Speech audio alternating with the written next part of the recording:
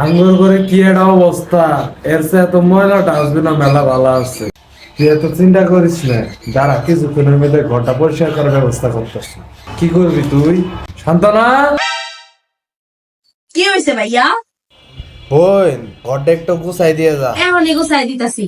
ঘরটারে কি অবস্থা করে রাখছস? তোকে ভিতরে কি বিবেক বোধ কিছু নাই ভাই? আমি এটি সব গুছাই দিতাছি, কোনো সমস্যা নেই, কিন্তু আমি খালি ভাবতাছি যে একটা মানুষ এত খাচ্চর কেম নয়।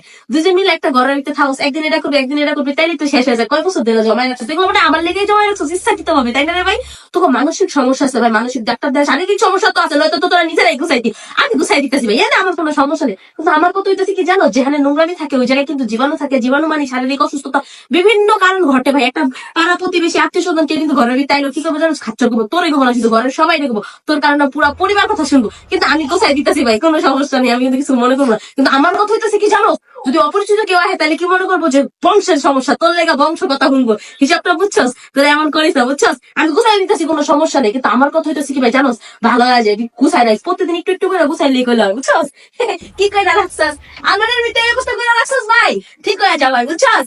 এটি ঠিক না, এটি ভালো না, কি করে রাখছস? এটি আমি গুছাই দিতেছি, কোনো সমস্যা নেই, কিন্তু আমার কথা হইলো কি জানোস, এই যে গুছাই রাখছ পরে তো তোরা নিজেরাই খুঁজে পাবি না। আমি আর কয়দিন গুছাবো, কয়দিন পরেই তো আমি যাবো গা, পরে তোরা কি করবি? পরে তো তোকে গুছাবো, এখন তো অভ্যাস করা ভালো না। আমি গুছাই দিতেছি ভাই, কোনো সমস্যা নেই।